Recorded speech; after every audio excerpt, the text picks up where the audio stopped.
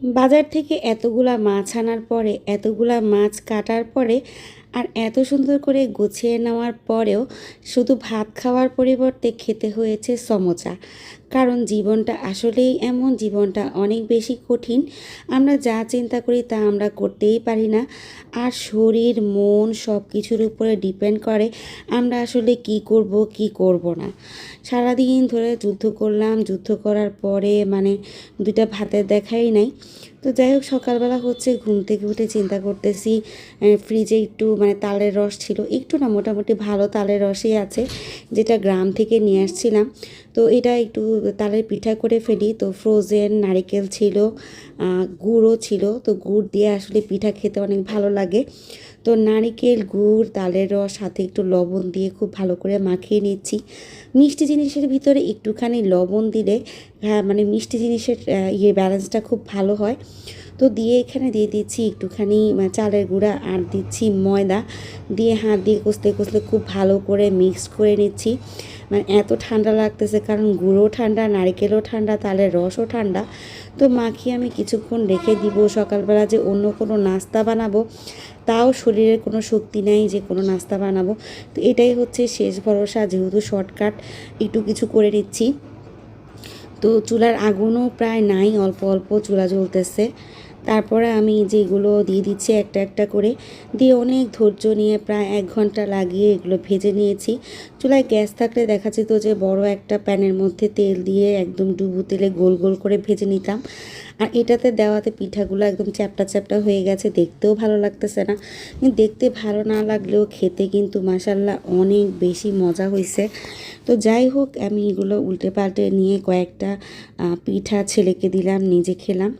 এই যে মাছগুলা গত কয়েকদিন ধরে আব্বা বাসা থেকে পাঙ্গাস মাছগুলা দিয়েছিল, তারপরে যে এই মাছগুলা দিয়েছে এইগুলা ফ্রিজে রেখে দিয়েছিলাম, কারণ কাটতে পারতেছিলাম না। আর মানে অন্যান্য মাছ যেগুলো ছিল ফ্রিজে, যেগুলো ছিল ওগুলো খেয়ে শেষ করতেছি ফ্রিজটা খালি করার জন্য, ধোয়ার জন্য। তো যাই হোক, মাছগুলো আজকে ভিজিয়েছি। ভিজানোর পরে সানিরাম মাছটা আসার পরে বলতেছি মাছগুলা একটু কেটে দেওয়ার জন্য। তো পাঙাশ মাছগুলো খুব ভালো করে উনি ডলে নিয়েছে, মানে মাজু নিজে তার দিয়ে মেজে তারপরে হচ্ছে এগুলো করছে। আমি দেখিয়ে দিয়েছি কীভাবে কীভাবে টুকরা করবে। টুকরা করার পরে একদম এক ট্রে হয়ে গেছে, যেহেতু 3টা বড় বড় মাছ। তো এগুলো এখন ফ্রোজেন করব, মানে ফ্রিজে রাখবো। বাটিতে মাছ রাখলে আমার জন্য অনেক বেশি সুবিধা হয়, মাছগুলা খুঁজে পেতেও সুবিধা হয়, আর ফ্রিজে রাখতেও সুবিধা হয়, দেখতেও ভালো লাগে। এই মাছগুলোর নাম আমি জানি না এগুলা কী মাছ। তো বাবা বাজারে পেয়েছিল, নিয়ে আসছে। আর এগুলো হচ্ছে বাটা মাছ। বাটা মাছগুলো আমার বাসা থেকেই দিয়েছে। তো এগুলো ধুয়ে টুয়ে একদম বক্সে ভরে রাখতেছি। আর পাঙাশ মাছগুলোও একটা একটা করে সব বক্সে রাখবো। আর এগুলো হচ্ছে চাপিলা মাছ। এই চাপিলা মাছগুলো হচ্ছে সব বক্সে ঢুকাচ্ছি। তো ওই যে এখানে মাছের মাথাগুলো আমি আলাদা করে নিচ্ছি, কারণ মাছের মাথা লেজগুলা আমি দেখা যায় তরকারির সাথে বা ভেজে আলু দিয়ে রান্না করব, বা যে কোনো বেশি সবজি রান্না করলে সবজির সাথে হয়তো মাথা দিয়ে ভেঙে চুরে রান্না করব। এই জন্য মাছের মাথাগুলো আলাদা করে রাখছি। আর মাছের যে পেটের পিসগুলো আছে এগুলোও আমি আলাদা করতেছি, সবগুলো না, কিছু কিছু পেটের পিস আমি আলাদা করে রাখতেছি, কারণ এগুলো আবদুল্লাহ তরকারিতে ব্যবহার করব। তো এরকম করে করে আস্তে আস্তে আলাদা আলাদা করতেছি সবগুলা। আর পিঠের পিসগুলো সব বাটিতে আলাদা আলাদা করতেছি।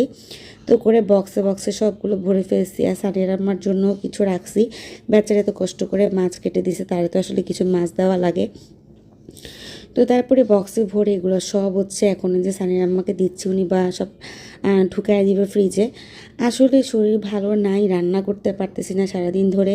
এর মধ্যে হচ্ছে আবাদের বাসা থেকে কিছু আম দিয়েছিল, আমগুলো পেকে যাচ্ছে। এগুলো কাঁচা আম ছিল, এগুলো তো মানে কোনো কিছুতে দিয়ে খাওয়া সম্ভব না, বা আচার বানানো সম্ভব না।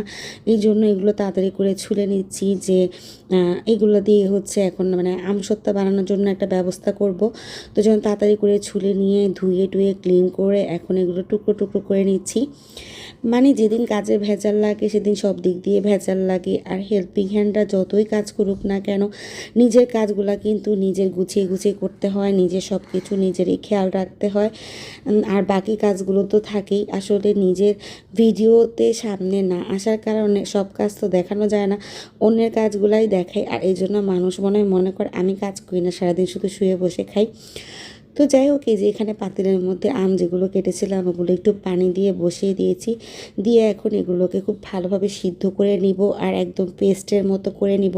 যেহেতু নরম আম আর কাঁচা আম হলেও পেস্ট হতে কিন্তু খুব বেশি সময় লাগে না। তো পেস্ট হয়ে গিয়েছে, আর এগুলো হচ্ছে চালনিতে চেলে আমি এখন ফ্রিজে রেখে দিব। পরবর্তীতে যখন আমি এগুলো আমসত্ত্ব দিব তখন হচ্ছে এগুলো ব্যবহার করবো। আর এখানে কিন্তু আমি চিনি দিয়েছিলাম আর লবণ দিয়েছিলাম। তো যাই হোক, এখানে যে একটুখানি টাকি মাছ ভুনা করতেছি, টাকি মাছগুলা কেটে কুটে একদম মশলা টশলা দিয়ে তারপর হচ্ছে কষিয়ে নিচ্ছি। আমি চিন্তা করতেছিলাম যে টাকি মাছ দিয়ে গরম গরম ভাত দিয়ে খেতে অনেক বেশি মজা হবে, কিন্তু কপালের কি যে ভাত বসাবো, টাকি মাছ আর হচ্ছে মানে ওর তো বাবা বা উষান আবদুল্লাহ কেউই খাবে না, এটা জাস্ট আমার জন্য। কিন্তু রান্না করতে যে শরীরটা আরও বেশি খারাপ হয়ে যাওয়ার কারণে না রান্না করতে পেরেছি ভাত, না রান্না করতে পেরেছি তরকারি। তো শেষমেশ এই যে সমোচা এনে সবাই মিলে সমোচা ভাগ করে খেলাম। এটাই হচ্ছে কপাল, আর এটাই হচ্ছে ভাগ্য, এটাই হচ্ছে রিজিক। তো আজকের ব্লগটা কেমন লাগলো অবশ্যই জানাবেন। সবাই ভালো থাকবেন, সুস্থ থাকবেন। আল্লাহ।